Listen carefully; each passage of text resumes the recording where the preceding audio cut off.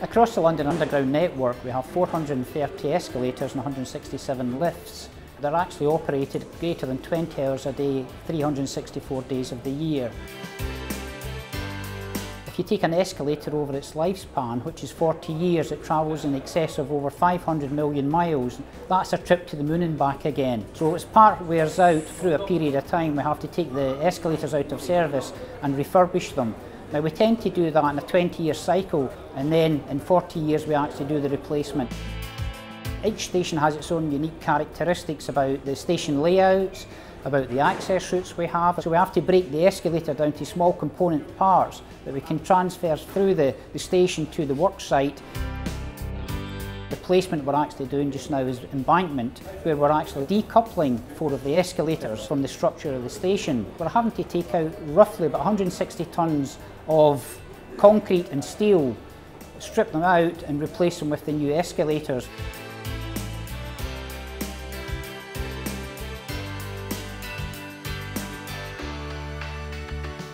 We're aiming to replace 4 escalators. They've done a really great job. You know, they've been here for 80 years and nearing the end of their life, which is one of the reasons we're replacing them.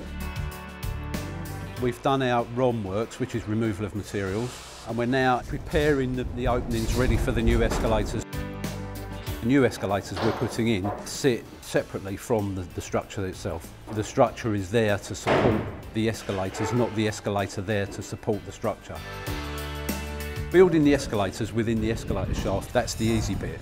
The difficult bit is actually getting the modules down from street level. We're not just taking out an old one and putting in a new escalator. There's much more to it than that. It's improving the maintainability, putting new escalator machine access in. What we will get is much better reliability. We're moving into the 21st century now, and that's what we're doing with these new escalators.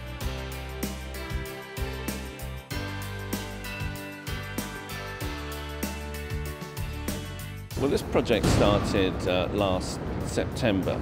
We will see the inclined lift installed next year, and then it will fully finish the year after that, so in 2016.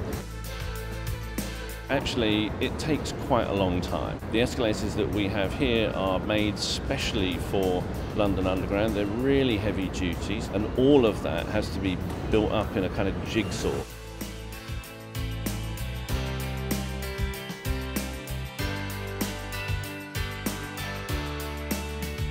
What we're currently undertaking is removal of essentially most of the moving parts within the machine. As you can see, there's no steps within the machine, step chain, handrails, all removed and either go through a period of renewal, replacement or refurbishment. So some parts like the steps will be completely replaced, things like handrails and stuff, they get removed and replaced as well. Within stations of this sort of size, we're quite lucky that we have alternative escalators that we can use to carry the passengers. The station staff do a great job in communicating what's going on.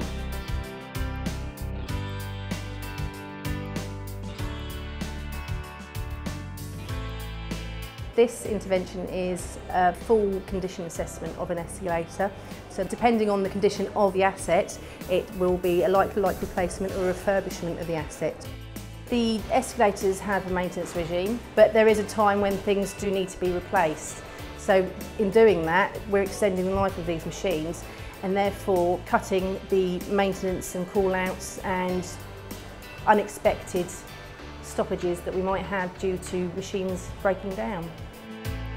We tend to adopt as much new technology as we possibly can. That gives us benefits in a whole range of things. When we look at putting new modern escalators in, we actually look at how we actually do our maintenance in the forward life. So we put them in modules, so therefore rather than bespoke escalators, we try to standardise the escalators we have.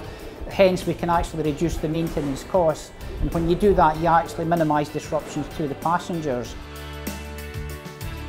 When you look at lifts and escalators, we have to do the work. We've got to keep London moving, because if we don't do our proper maintenance or our refurbishments, we're going to have more failures and more disruption to the passenger. So it's a necessity we actually have to do that.